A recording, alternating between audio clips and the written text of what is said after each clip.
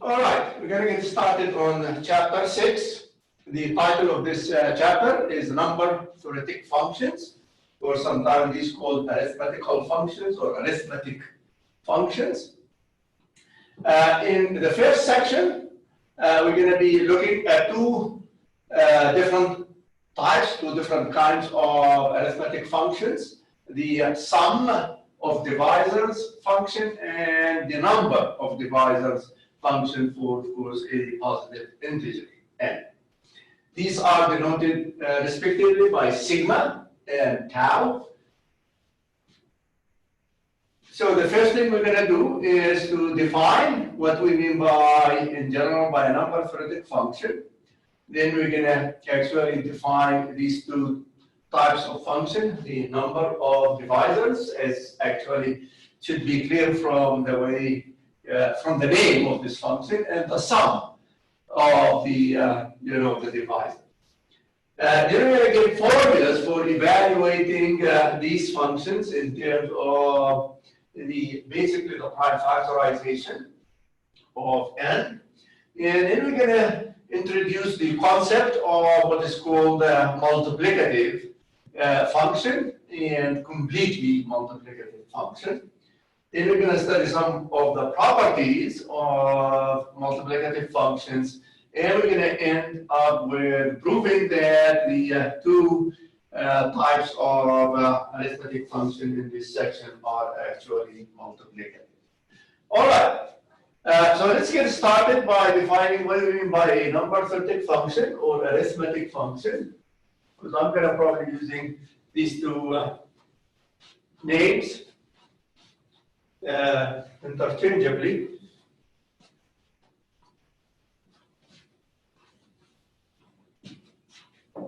So here's the definition.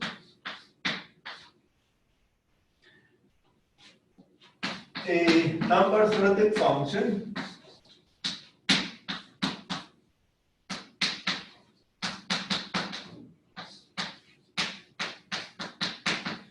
or as I said, or an arithmetic function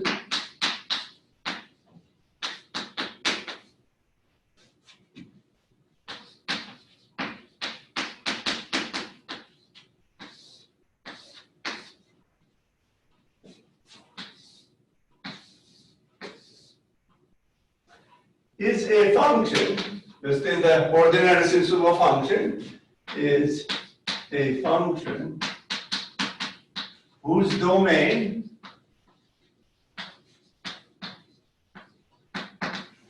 is a subset of integers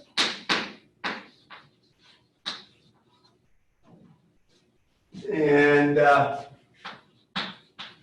range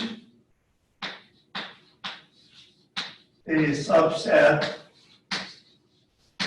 of real number or actually complex number of complex number. In other words, doesn't have to the values of the function, an arithmetic function to be an integer itself. Just the domain is the one which we insist to be a subset of integers. Positive, negatives, and actually we're going to restrict ourselves to the types of functions where the domain is actually a subset of the non-negative integers or positive integers as well. All right, so let's just start by defining what we mean by the sum of divisors function. So we're going to actually, let me start with the number of divisors. Let n be a positive integer.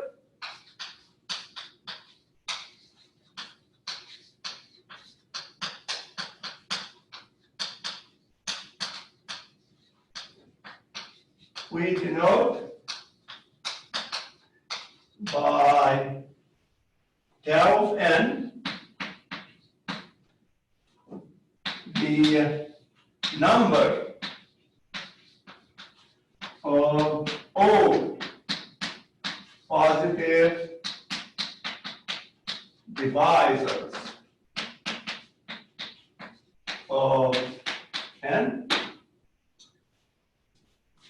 and we call this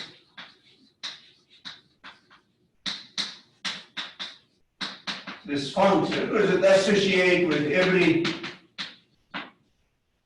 positive integer, one and only one integer, which is how many positive divisors this integer has. Okay, so we call this function the number of divisors function.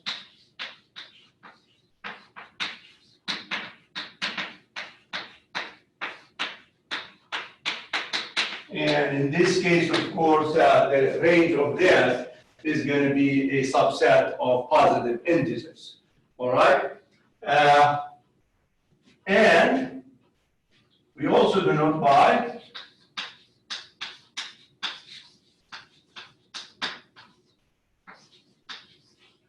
sigma of n to be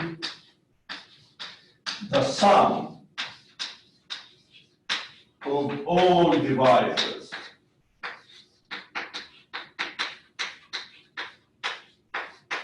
And we call sigma of n the sum of divisors. Or actually sigma, without the n, okay? The sum of divisors function. Sum of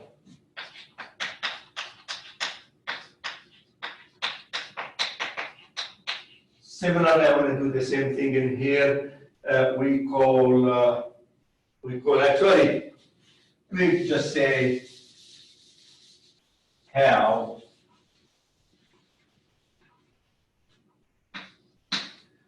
will tell the number of divisors function. Okay, sigma of n is the value of this function at n. The same thing with tau. All right. Well, let's look at some examples of this. Let's look at, for example, tau 15. It's going to have a number of divisors of 15, including the trivial divisors. It's going to be 4, right? So tau of 15 is equal to 4, since the divisors of 15 are 1, 3, 5, and 15. Okay, now the sigma of 15 is the sum of all these divisors. Plus 3, plus 5, plus 15, and that's equal to 24. Also, it is not very hard to see that tau of any prime, and in fact, actually, we could characterize primes, those that have this is equal to 2. Okay? And sigma of any prime is equal to p plus 1. For every prime, p prime. All right. So we would like to, have a different way of representing these functions, sort of by a formula. All right. So, for example, as we're going to see that tau of n is equal the number, okay, of divisors. So it means we're going to do a summation, all right? D divides n, and we're going to, when we use this notation, we're going to assume that actually D is a positive divisor. So now we analyze it so that we don't try it, of 1, okay? Let's understand what actually this notation stands for, okay? This summation or the summation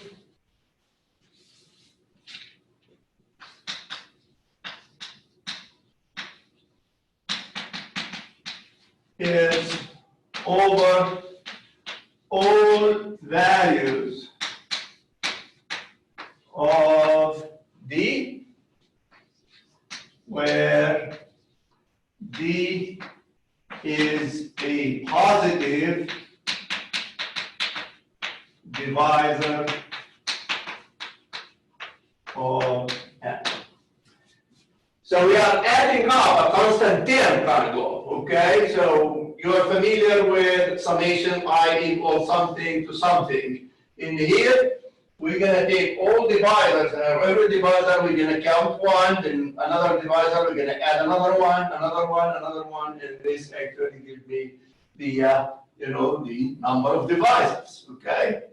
Now, for the other function, sigma of n, we're going to be adding divisors. So this is going to be the summation of d, such that d divides n, and again, we're going to assume d is positive. So this is the way we express these two functions in terms of, some sort of a better, formula that would be useful in doing proofs. All right. The next thing we want to do is a theorem which tells us, given an integer, and how we're going to count, divisors, basically. Now, once we know how to do that, then we can evaluate these functions because they going to be expressed in terms of either the number of divisors or the sum of the divisors. Okay, so here's the first theorem. 6.1. And we're gonna let n bigger than 1. Of course, 1 is kind of trivial, okay, as far as the both the sigma and the tau, it's gonna be equal to 1. All right, so let this one be an integer or a natural number such that n is equal to p1. Let me see what notation I want to use in here. K1, K2, K2, and so on. Br, Kr, be the prime factorization, the standard prime factorization of n, the prime factorization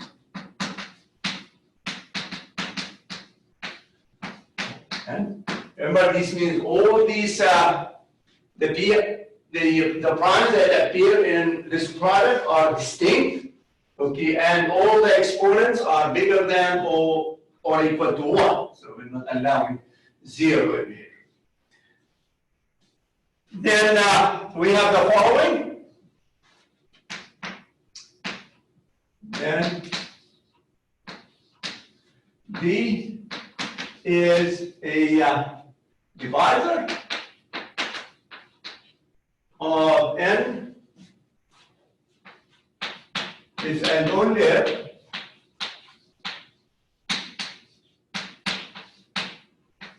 D is a product of this form, B1, alpha 1, B2, alpha 2, up to B, R, alpha, R, where the alpha sub I is bigger than or equal to 0, less than or equal to actually k sub I. And this is true for every I between 1 and 1.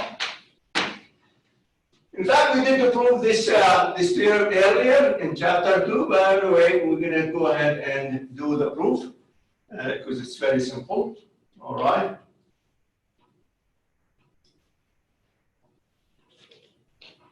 So what does this theorem say? Basically that any divisor is going to contain all these primes of n, except some of them might appear to the zero exponent, means it's not there, means it's 1. That's really what this condition only applies. Now here, remember that the ki's are bigger than or equal to 1, not 0, and then it could depend on whatever largest value they could have. It's finite now, of course. All right, the proof. Let's go in this direction. So let's assume that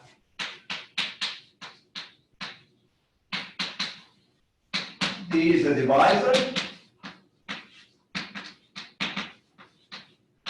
of n.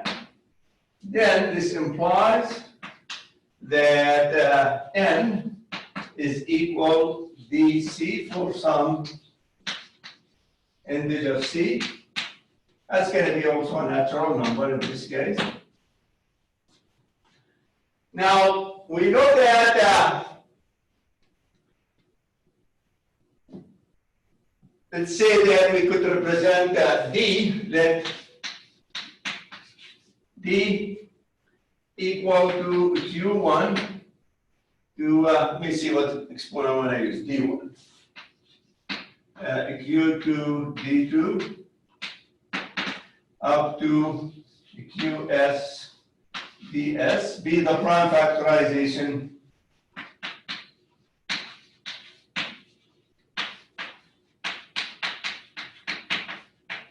of D. This is by the fundamental theorem, of course, of arithmetic. Any number can be written this way. Now, what we have in here, so n equals dc implies that P1, K1, P2, K2, and so on, P sub R, K sub R, is equal all these Q's, Q1, D1, Q2, D2, and so on, and QS ds multiplied by c. All right. Now, by the uniqueness of factorization, the prime factorization in the two sides, each one of these q's must be, regardless of the c, what the c is, all right?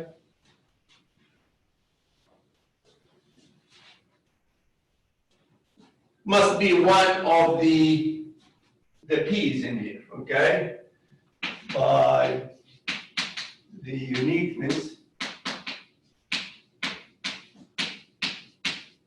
of the factorization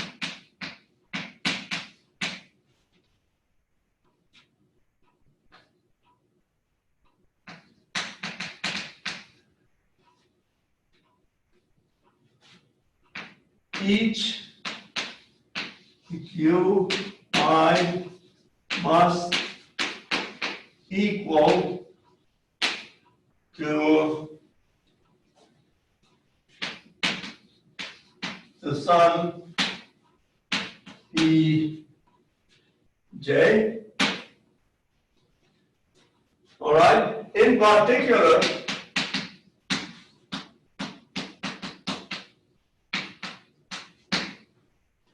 Q1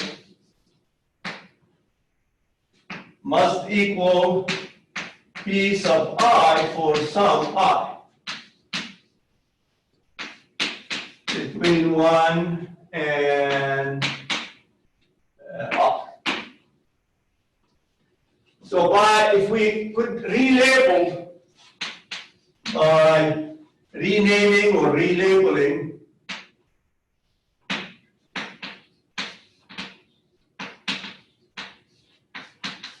the PIs, we may, or so that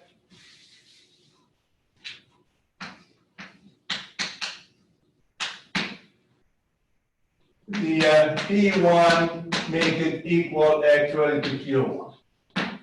In other words, whatever P actually, which is this P sub I, we're going to call it P sub 1.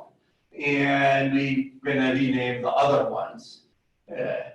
Okay, so this is what we are interested in, so that it becomes equal to this. Now, let's look at what we have. Of course, we have the Q1 to the D1 would be the same as P1 to the D1, and we know that this divides, of course, D, because it's a factor of D. And we also have, all right, that, and we have D itself is a divisor of N, so we have this one. So this implies that P1 to the D1 or Q1, all right, this divides N, all right. Now, and N is equal to the product of all these primes, P1, K1, P2, after we relabel them, okay? The Q2 and so on, P, R, the QR. And since P is a prime, so the only way this could happen is this implies that the D1, all right, is going to be actually less than or equal K1, all right? Or also it could be equal to 0 as well. Also this one is bigger than or equal to 0. All right, now, let me see what I used alphas in the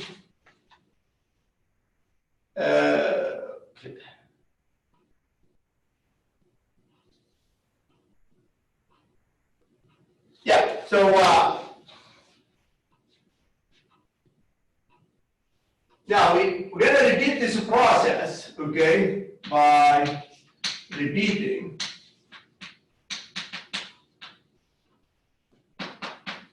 the process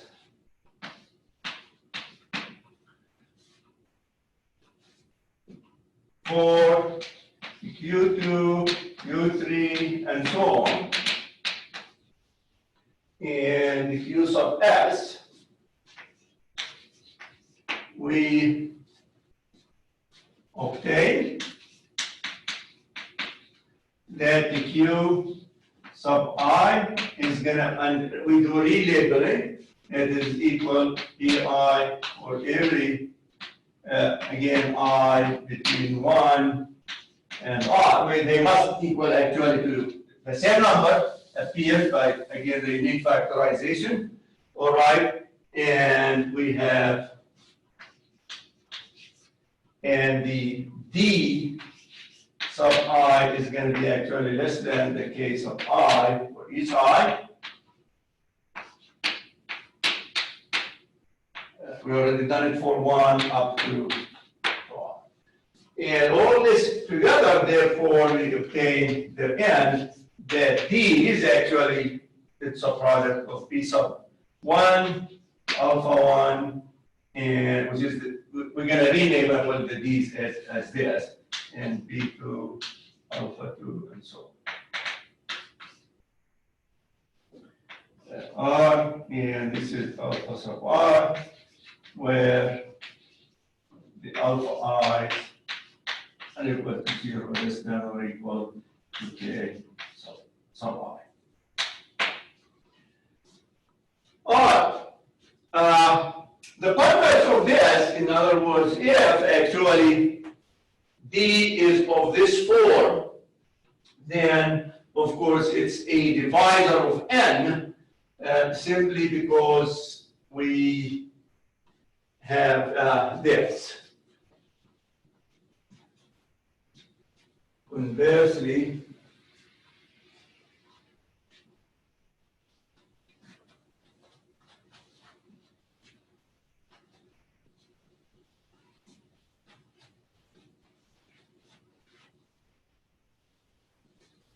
Okay, so going this way. If D is equal to B1 alpha 1 up to B R alpha R, where these alphas that are equal to 0, less than or equal to R supply. Key supply. All right, for all I between 1 and well, if this is the case, then D divides N, since I can write N as actually P sub 1, K1 minus alpha 1, P2, K2 minus alpha 2, and so on. These exponents, they're gonna all of them bigger than or equal to 0.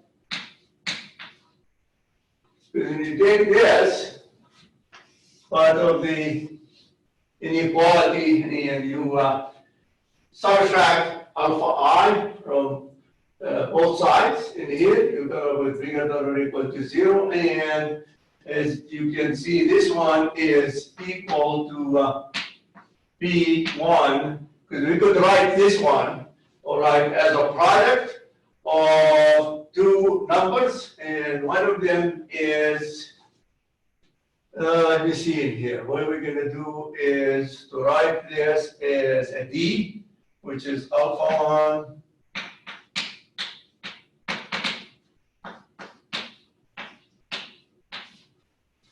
multiplied by B, and you're going to take the K1 actually minus, let's see, yeah, minus alpha 1. We actually write this, I'm sorry, well, I'm just going to go with the next one in here. Yeah, so let me write N is actually equal to this, then this we need to subtract. K sub R minus alpha sub R. Right, when you add the exponent in here, you come up with N. And we know that this is D, and this is a legitimate number because each one of these is bigger than or equal to 0. We don't have any negative exponents, so we're going to come up with either 1 or a positive integer, okay, bigger than 1. All right? All right. Now with this, we can actually present two formulas for number of divisors and sum of divisors. And we're going to prove this using the prime factorization, and later on, once we introduce multiplicative function, we have an even easier way of giving another proof. Okay, so this is the actually, this is theorem 6.2.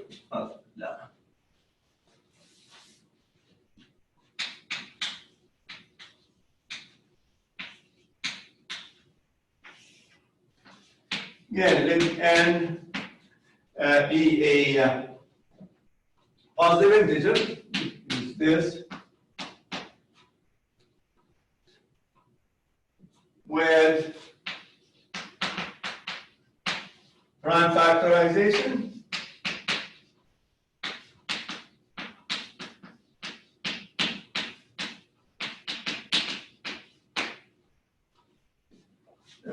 Is this B1, K1, P2, K2, PR, KR. Then, first one is tau of N is equal to K1 plus 1, K2 plus 1, up to Kr plus 1. Means the product of the powers of the prime, all right, plus 1. So first of all, you note that the tau of n does not depend on the primes, okay? Note that tau of n does not depend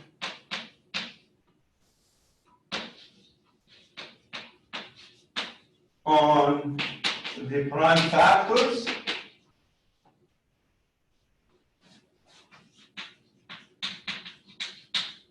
of n, only on the exponents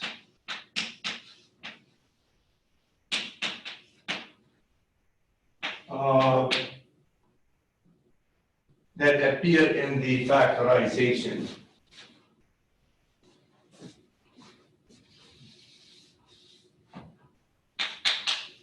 Appear in the factorization of n. Okay, look at an example to illustrate this idea. Second, we have sigma of n. It's going to be a little more complicated, the formula, but it looks like this one. B1, K1 plus 1 minus 1, B1 minus 1. The product of terms of this form.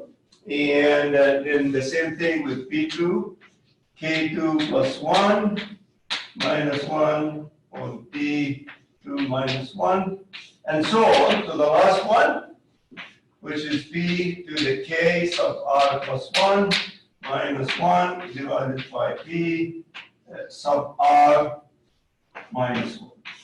And we could express this using the multiplicative notation.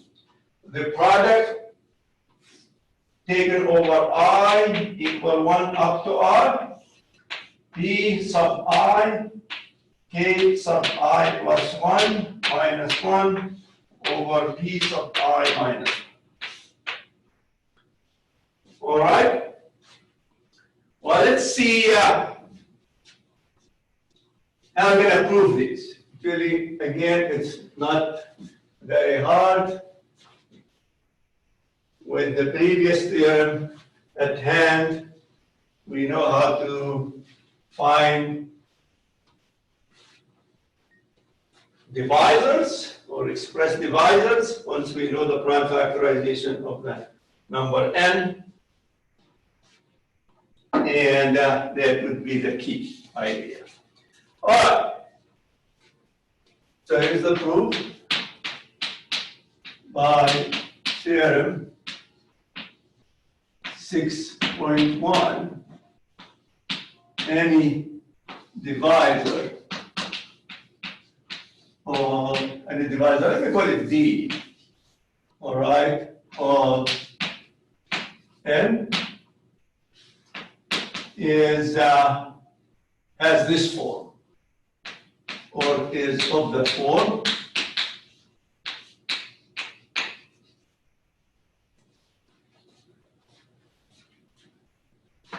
B equal P1 alpha 1 P2 alpha 2 up to P R alpha R, where alpha sub I is bigger than or equal to 0, less than or equal to sub I. For every I, 1, and 1.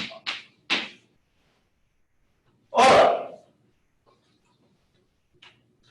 Now,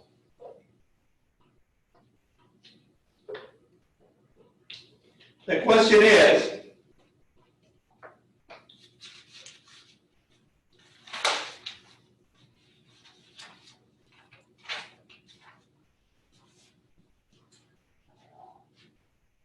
how many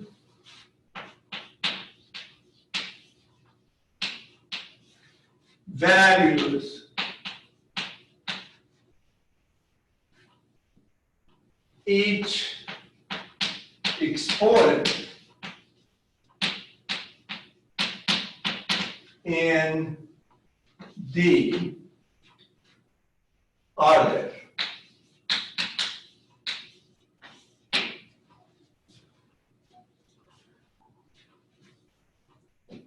Well, because this is the way we're going to form a divider, is by taking all these different pieces and multiply them by taking all possibilities, all combination,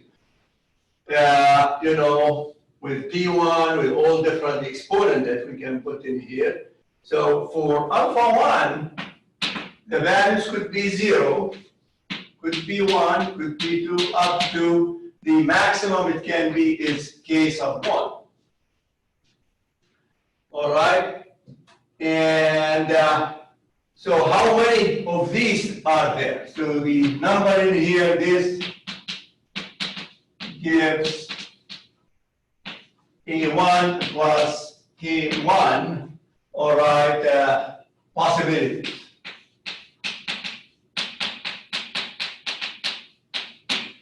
So I can, in other words, take P1 to the 0 or P1 to the 1 or and so on. So there are these many possibilities. Similarly, with alpha 2, it's going to go from 0, 1, 2, up to k sub 2. And this gives us a 1 plus k sub 2 possibilities. And the last, alpha sub r, it could ranges over all these values, and this give us a 1 plus k sub r possibility. Now, all together, we're going to use the multiplication principle, all right, of counting, all right, by the multiplication principle.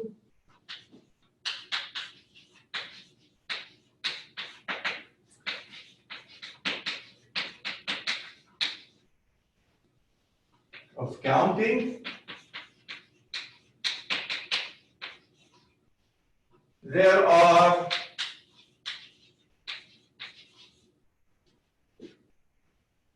one plus K1, 1 plus K sub 2, up to 1 plus K sub R, possible values of D divided. And this is it, because the tau of n is the number of dividers. All right, so let me add this last thing here. So this implies, again, we're going to prove that this doesn't, depend on this counting, this form of counting. So therefore, tau of n is the number of divisors, remember, and this one is going to be 1 plus, let me put K1 actually. K1 plus 1, K2 plus 1, so on, up to K sub R. All right, so this is for this, and before we actually move into the proof of the formula for sigma, sum of divisors, let's look at a couple of examples. Here's an example. Remember that we counted tau of 15. All right, this is tau. When I write this one as, you actually take a different number. I want some with, you take a 12. This is tau of 2 squared times 3. So according to the formula, this is equal to, we have 2 primes. So we have a k in here, and this means it's going to be 2 plus 1 times 1 plus 1. And altogether, we have a 3 times 2 is 6. And of course, you can tell how we could form the divisors in here, just like we did the counting. We could take 2 to the 0 with 3 to the 0. This is 1. 2 to the 0 with a 3 to the 1. And then we move 2 to the 1 with a 3 to the 0, all possibilities. And then we have 2 to the 1, a 3 to the 1. And then go to the 2 squared with a 3 to the 0, 2 squared, 3 to the 1. And this is it. So we have 1, 2, 3, 4, 5, 6. So there are 6 divisors. And that's kind of the way the proof went. All right, let me look at another example to show that the tau does not depend on the primes themselves in a prime factorization. So if I ask this question, how many possible values for that n? Let me ask the question this way.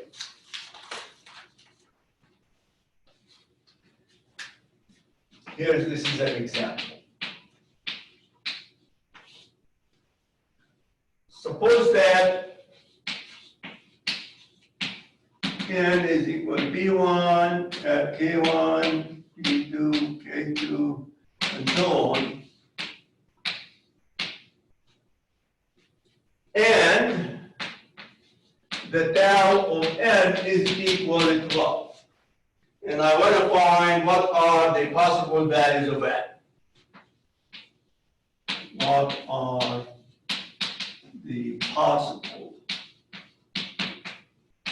Actually, not values, let me say form. Or I'm not going to be able to find exact. In other words, there will be a lot of candidates. Okay?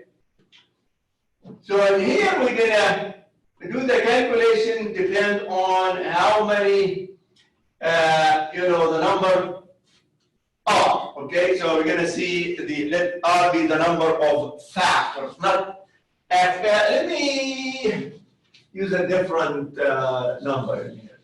Let me put R, it's fine. Okay, let's assume this. That S, this is number of ways to write the 12 as a product, of S factors. This is not necessarily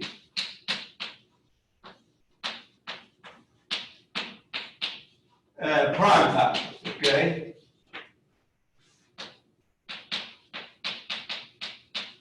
Just as a product, okay?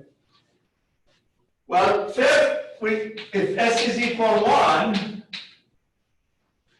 this means that how we can write this as only one factor, which means that 12 is equal to 12. So this means tau of, it's tau of n. I'm sorry, this is the number of ways, okay, to, let's see in here. I want to, actually, the number of ways to write,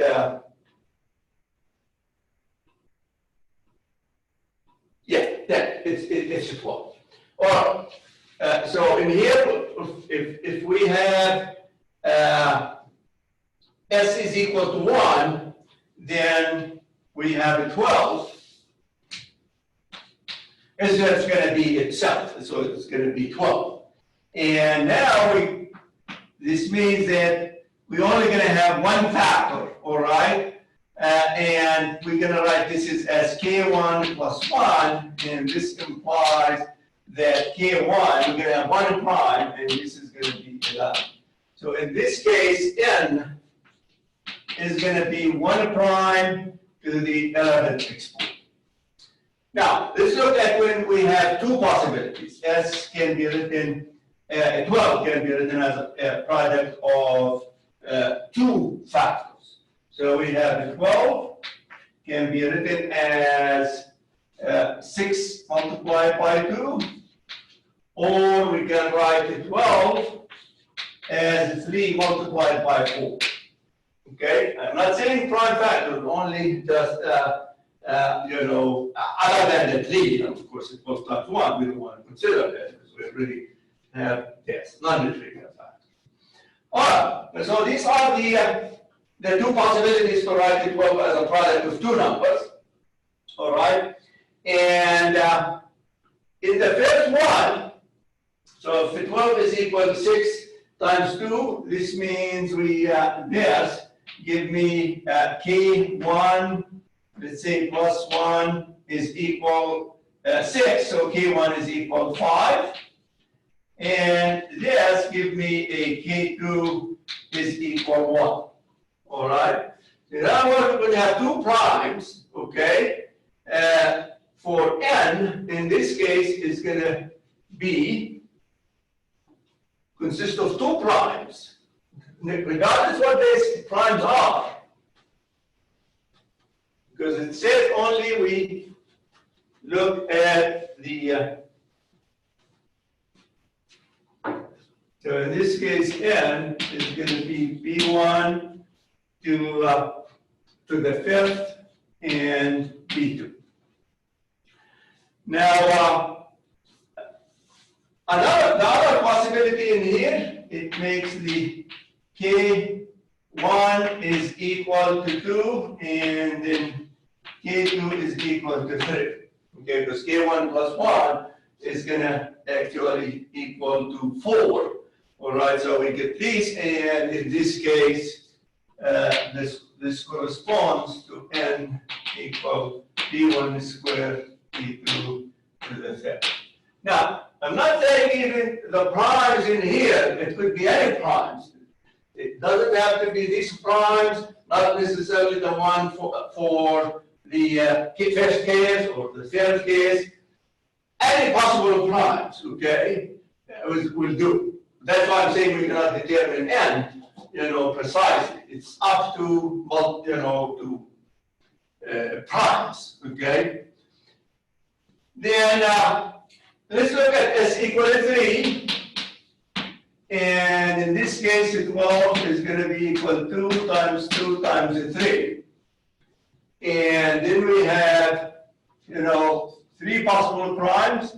The K1 in here is going to equal 1, K2 equal 1, and K3 equal 1. So we have N is a product of 3 primes.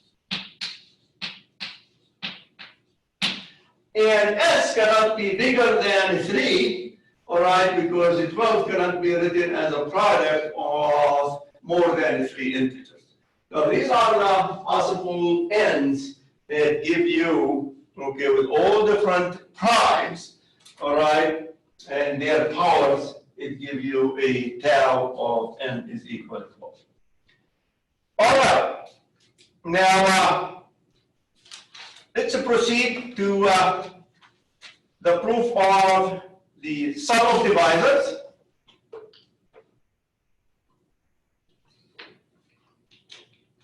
But once again, to make the argument easy to understand, let's actually look at an example.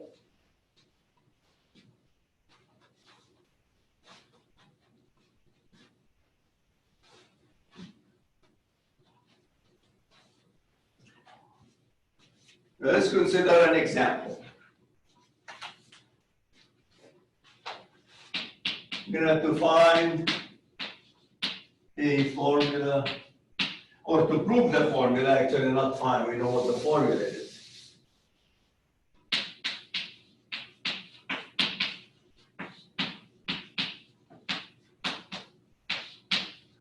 or sigma of n,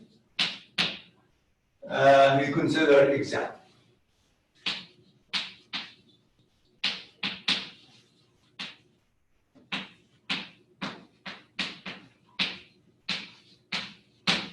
So let's take n equals 72. And we know that this one is equal 2 to the third. That's 8 times the 3 squared. 9. And now we need to look at all divisors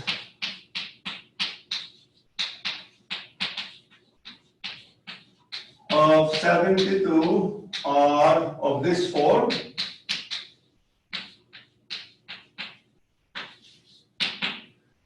Equal 2 to the alpha 1 times 3 to alpha 2, where alpha 1 between 0 and the 3, and alpha 2 between 0 and 2. All right? Then we're going to be adding all of these. All right? So, in other words, to find first of all, how many, okay, so the number of just divisors in here is, there will be 3, all right, actually 4 in here times the 3. So these together, they're going to gives a total number of pairs, alpha I, alpha 1. Let me put I on the top in here, alpha 2. I don't know the number of pairs, without specifying. This one is going to be 12. Okay, taking all the possibilities, all the alphas in here, so there are 12. Very good. 0, 0, 0, 1, 0, and then 1, 0, 1, 1, and up to 2. Okay, so all of this. Now, what we wanted to do there are, so these many divisors. Now, to find the sum,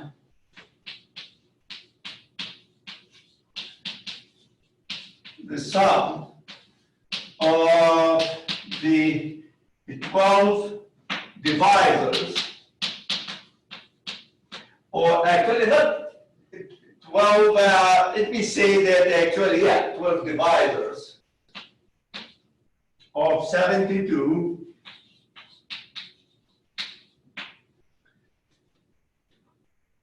we consider this product.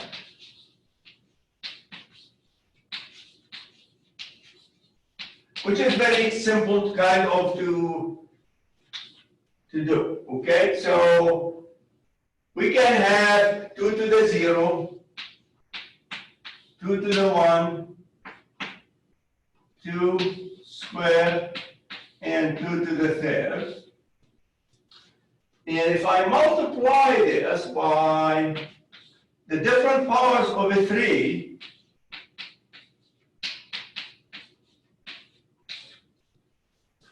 and do the multiplication formally, means just leave it in the exponent form, all right? I claim that for this product is going to give us all the divisors, okay? So when I multiply this out, and let me write for, of course, 2 to the 0, I'm going to write 1.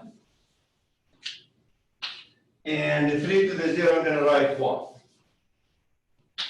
So if I expand this, I'm going to come up with 1 times 1 plus 1 times the 3, which is a divisor. And then we have 1 times the 3 squared. And then go to the 2 times 1, and so on. To the last one is going to be 2 to the third times the 3 squared. each one of these is going to give me a divisor. So this is D1, this is D2, D3, and this is the last one, D12. All right? So in other words, this product somehow give me actually the sum of the divisors. All right? Now the question is, how we could express, this sum, which is going to be for one prime in the, prime factorization of 72, and this is another one. But we know this is the way we get it. For each prime, we're going to consider all possible sums of the different powers of prime for another prime and so on. And that is the strategy that we're going to actually have for the proof for the general formula. So let's implement this with this observation, all right? Then we have the following. So here's the proof. Okay, so we have the sigma of n is going to be sigma of all these primes, K1 to K2 up to R, K sub R.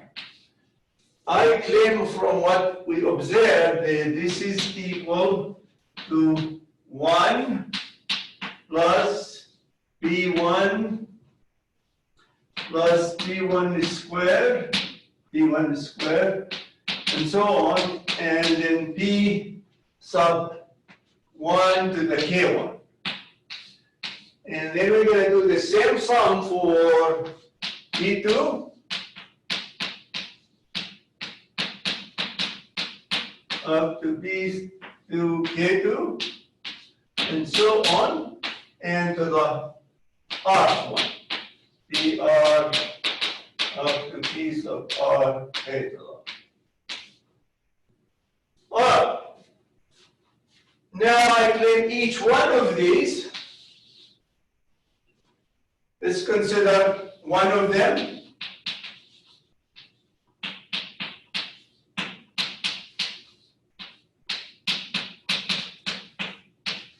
P1, K1. This is actually a sum of a geometric progression, all right? And this, you can prove it by putting this is a S sub 1, and then multiply this is by P, 1, S1, and you arrange it so, take more space in here. So this is P1, S1. If you multiply this equation by P1, all right, from both sides, you get P1 in here, and this is equal to 1 is going to give us P1, then P1 is going to give us P1 squared, and when you multiply by the last one, and then we're going to get P1 R1, K1, and we have another term, extra one in here, that is P1 K1 plus 1. If you subtract, all right, the bottom one from the top one, or the other way around, subtract the top one from the bottom one, so we get S1.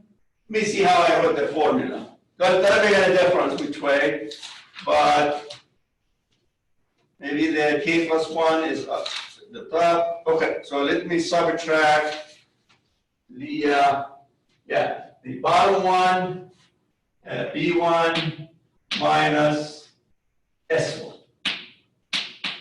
So all the terms is going to cancel out in here. So this one is going to get the minus, minus, minus. And so all of these going to cancel out except the last term from the bottom one and the fifth term from the fifth one. And this becomes P sub 1, K1 plus 1 minus 1. And if you factor in S1 in here and divide, you get P1, K1 plus 1 minus 1 over P1 minus. So, and this is true for all of these factors for each prime. And when I put these together, then I come up with this thing in here. So this one, I can write it as P1, K1 plus 1 minus 1 over P1 minus 1. And for this one, we're going to have P2, K2 plus 1 minus 1 over P2 minus 1, up to P sub R to the K sub R plus 1 minus 1 over P sub R minus 1. And then you could express this in the summation and the multiplicative product notation, where we write this one as Pi K sub I plus 1 minus 1 over Pi minus 1, and the product runs from I equal 1 up. All right, so this is what this formula is. Now let's look at the example that we did work. That is for 72, and see how actually we can do the calculation. We did not actually calculate the product there, but, or we didn't add, rather, all divisors of 72, but here it is. So if I want to look at sigma of 72, this is sigma of the factorization is, remember, is 2 to the third times 3 squared. So this is equal 2 to the fourth, which is 3 plus 1, minus 1 over 2 minus 1. Then we have another factor is 3 to the third, minus 1, 3 minus 1. So if you multiply this out, you come up with, in here, 16 minus 1 is 15 divided by 1. And this is 27 minus 1 is 26 over 2. And altogether give me 15 times 13. I don't know if I have the answer for this. So whatever that is. Okay.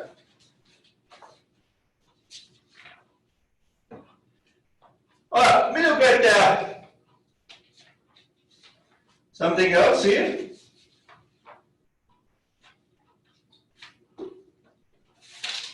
Let's look at another sort of function. So we have that sigma of n is the sum of divisors. How about the product of divisors?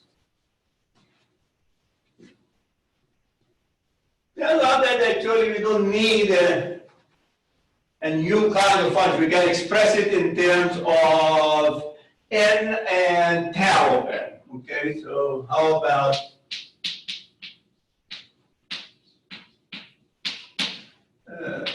the product of divisors function? Well, let's let P of n equal the product of, again, positive divisors.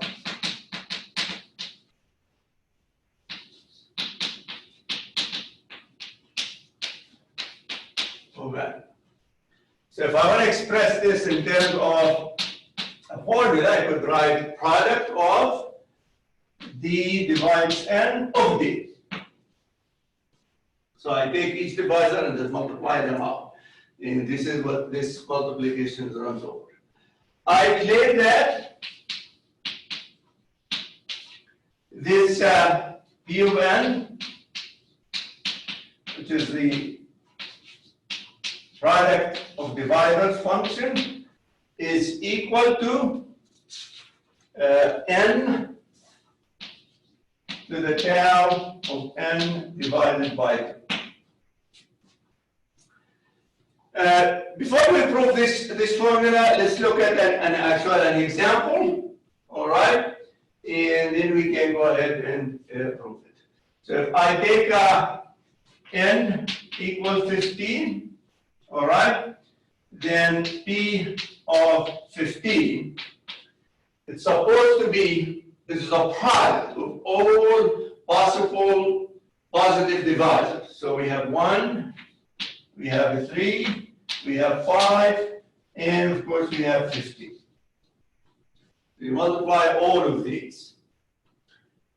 Now using the formula, which is this formula, if we take 15 to the power tau of 15 divided by 2, so this is 15 raised to the exponent. Now remember, tau of 2 is how many divisors are there. So we can count them 1, 2, 3, 4.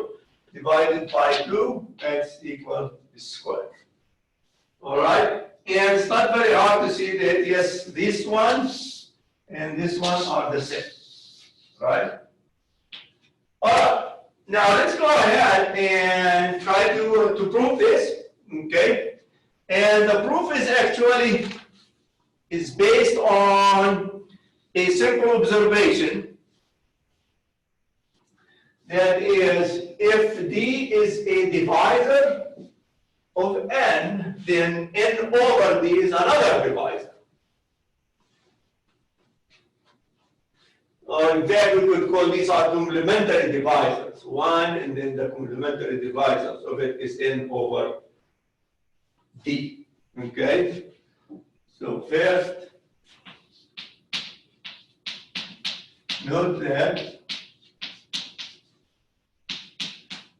if D is a positive divisor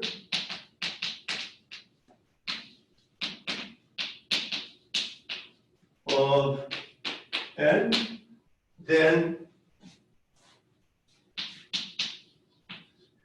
n over D, we call it D prime in here, is another divisor of n. So when we want to consider the product, okay, of divisors, and actually let me look at an example in here. Okay, so let's look at an example. So let's take again n is equal to 72. Is equal to 2 to the third times 3 squared. One way to display all the divisors of n is to present them in a table, and this gives us also what we call complementary divisor, the D prime. So let me put in here the 2 to the alpha, and this one is the 3 to the beta, the different powers of the the primes in here. So we have a 3 to the 0, a 3 to the 1, 3 squared, and this is 2 to the 0, 2 to the 1, 2 squared, 2 to the third. So if you multiply all of this, you get 1 times 1. This one is, again, 1 times the 3, and this one is 1 times the 3 squared, and so on. So if you fill out this table, and the last entry here is going to be 2 to the third times 3 squared. All right. Now, if I take the product of the divisors, okay, P of, I want to look at actually the product of the divisors in 2 ways, okay? One way is P of 72, which is this. D divides 72, and 72 D. Okay? And this is going to be this product. Okay? So this is going to be 1 times 1, 1 times the 3, and 1 times the 3 squared. And then I'm going to go to the second row and so on. To the last one, and this is going to be the 3 sorry, 2 to the third times the 3 squared. Then I want to look on the other hand, the product is, for again, you're going to look at this d prime, all right, which is a divisor of n, which is the same as actually n over d, right?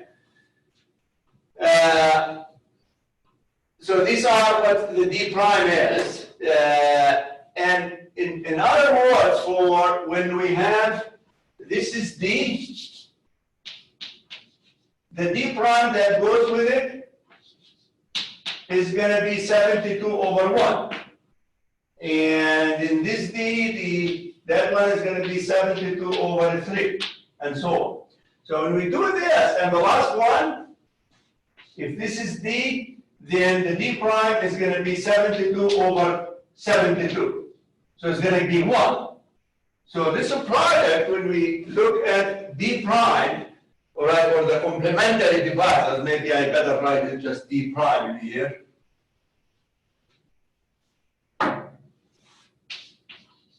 So this is d prime. They're going to give us the same product except in a reverse order, okay? So this, for our example, is going to be 2 to the third times the 3 squared. Then whatever that is 3, 2 to the third is 3, and so on, up to 1 times 1. So they give us the same thing. Now we're going to use this idea to actually do the general proof again. All right, so let's see how this works. Very simple. Once we understand the underlying idea,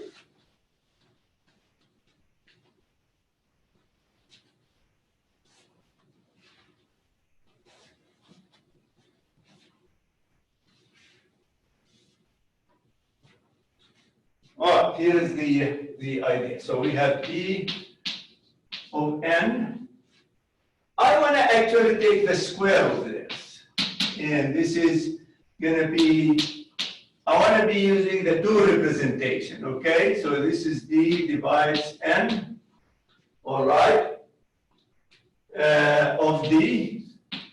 And then the other one is I'm going to take the d prime, all right?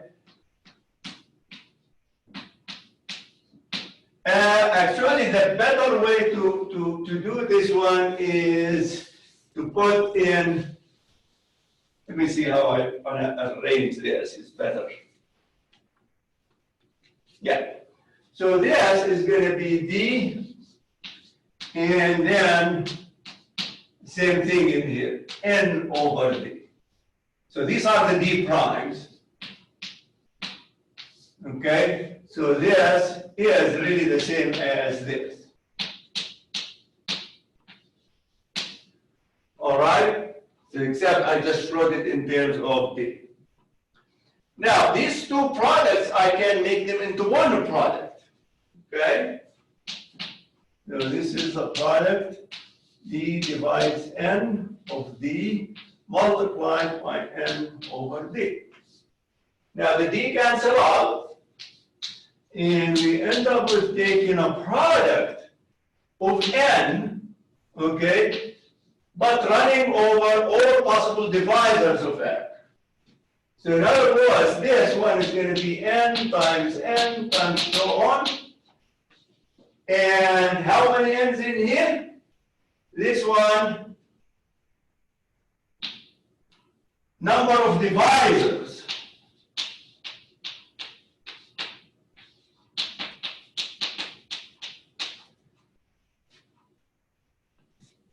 So number of divisor times, I don't want to have that one very straight.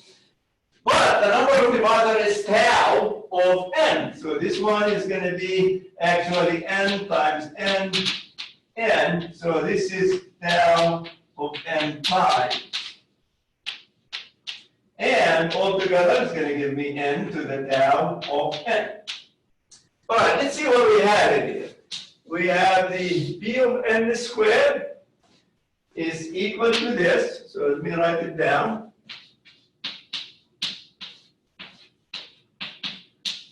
N down to the n. If I want to solve for the P of n, then this is going to be the square root of this, the positive square root, of course. And this is just going to be n tau of n over 2. So we have accomplished this is the formula for the product of divisors. Just to put it without the P of n. So from here, we can say we have d divides n of d is equal n tau of n divided by. Or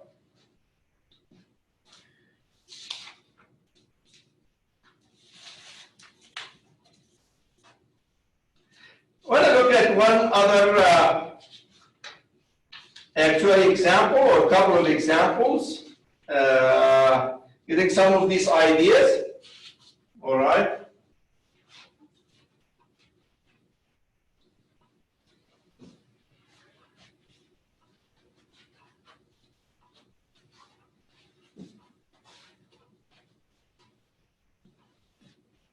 Well, here's an illustrative example.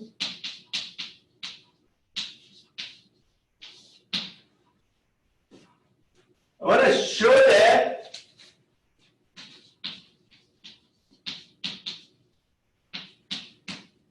tau of n is odd if and only if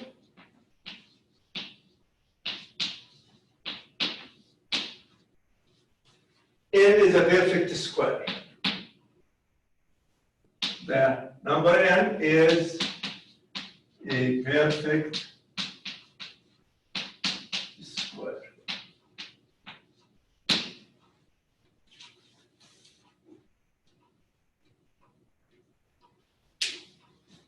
Alright, again, I'm going to start with a prime factorization of n and see how we can get to this.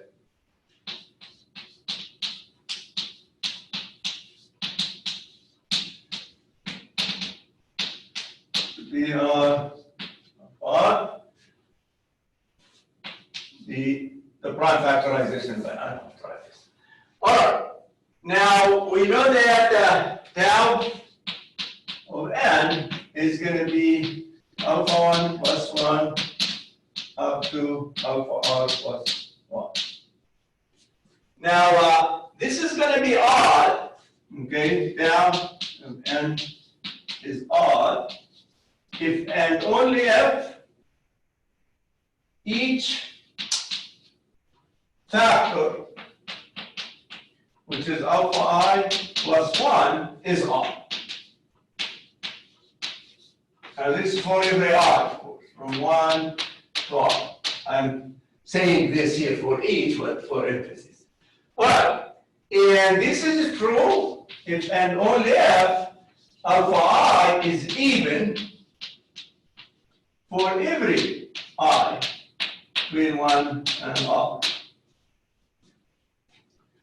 So which makes that alpha I is going to be equal to some multiplied by some k sub I, all right? K sub I is in Z plus. And now, if this one is true, if and only if n is equal P1 to K1, and so on, P sub R to K sub R. And this is going to be the product of the P1, K1 up to P sub R, K sub R, and then we can put the square outside, and we have a perfect square. So put the square in here, and this takes care of the n is a perfect square. All right? Now let's look at another example.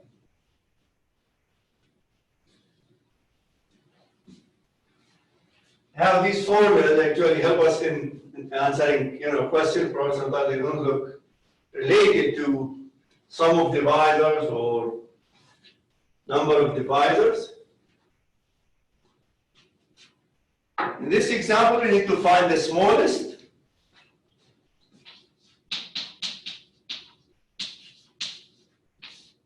Find the smallest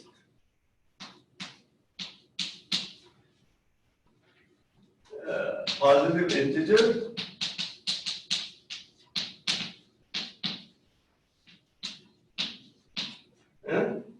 such that sigma of n is equal 50. All right. Now remember, we know how to write sigma of n once we know the prime factorization of n. So that's what we're going to get started with.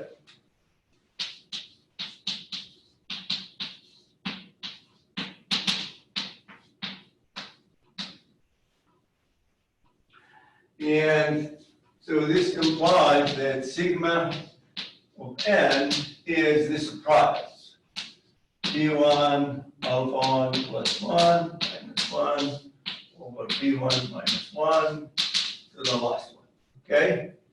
P sub r alpha r 1 minus 1, P sub r minus 1. Well, this one is going to, for our case, this is going to be 15. And the question is, how many ways we could express 15 as a product of, again, of 2 or 3 numbers, okay? And we have, of course, 3 and 5, or 5 and 3. And then 1 and 15, but we can see that we cannot get this is to actually equal to 1. The smallest p is going to be equal to 2, and the smallest exponent is going to be 1. So this is going to be 2 squared, maybe, right? Minus 1, and this is 2 minus 1.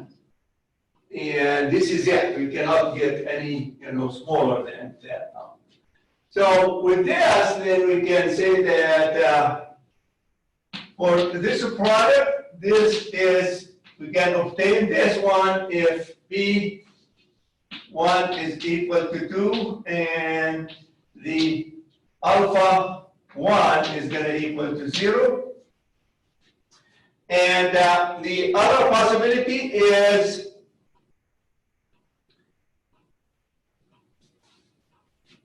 in fact, there are 2 possibilities. This is one of them, and in here we can say that P2 is equal 5 and alpha 2 again is going to be equal to 0. All right. So the n in here is going to be actually 15, right? Let me see what.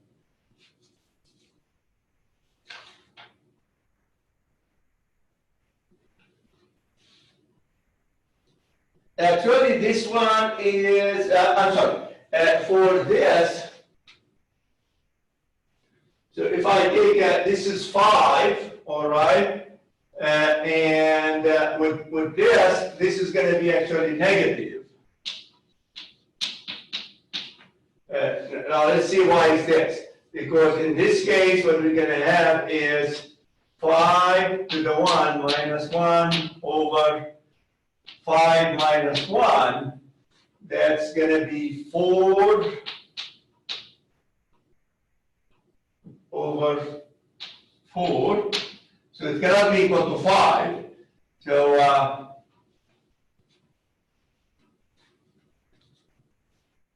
let me see in here.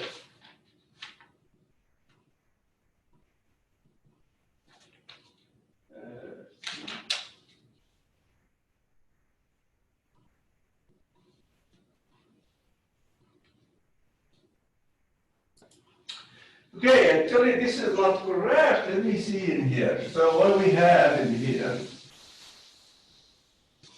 Okay, so let's go with the first case. All right, so this is going to be the B1 alpha 1 plus 1. Actually, this case is not going to occur over B1 minus 1. So if this is equal to 3, this implies that B1 alpha 1 plus 1 minus 1 equals 3, B1 minus 1. And try to rearrange this so this becomes, as we put it here. So this is minus 3 minus 1, so we put in 2 here. And we bring in the B1 to this side, okay? So the other way around. So this is equal to 3B1 minus 3. So I take this is to this side. So this is 2. And in here we're going to have the 3B1 minus B1 alpha 1 plus 1. If I factor a B1, we get the 3 minus B1 alpha 1. Now, because of the prime factorization, this means that the B1 must be equal to 2. And the other one must equal to 1.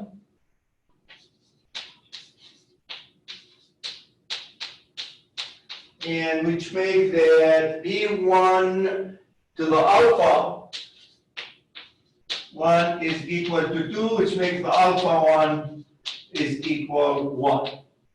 All right? So in this case, we have, because of the 3, let me put this in here. So this means that the P1 is going to be 2 and the alpha 1 is equal to 1. The 5, if you repeat the same thing, it's going to lead to something that is not possible.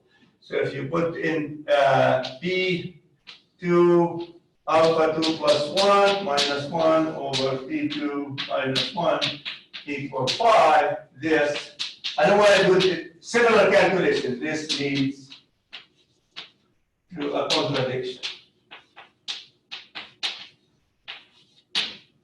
All right, we cannot find, in other words, a P2. So in other words, this possibility is not going to happen. What we're going to look at, the other possibility is the product of 15 as 15 times 1, okay? And so this is the other possibility. And the 15, you want to write, let me do it the same I'm doing it here, is 15 times 1. So if you set the first one, the P1 alpha 1 plus 1 minus 1 over P1 minus 1 equals 15, and you set the other one, the other prime P2, alpha 2 plus 1 minus 1 over P2 minus 1 is equal to 1.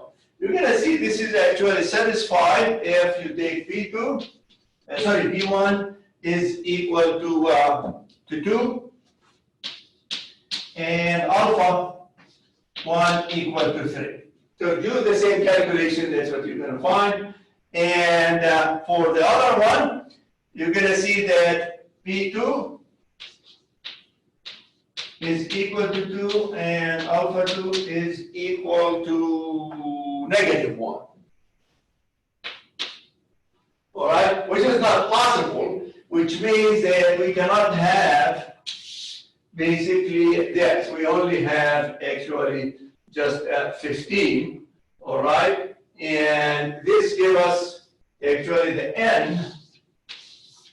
From here, we get the n is equal 2 to the third, and this is equal to 8. So the smallest actually integers that the sum of its divisor is 15 is 8. And that's not very hard to check.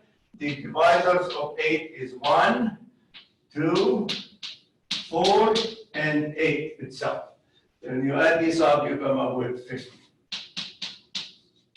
Now, the sum of divisors function is an increasing function, of course, right? Because when you increase the actually n, because you are adding the divisors, it's increasing. All right. Probably this is a good place to start. All right. And looks like we're going to have another part to this section for another lecture.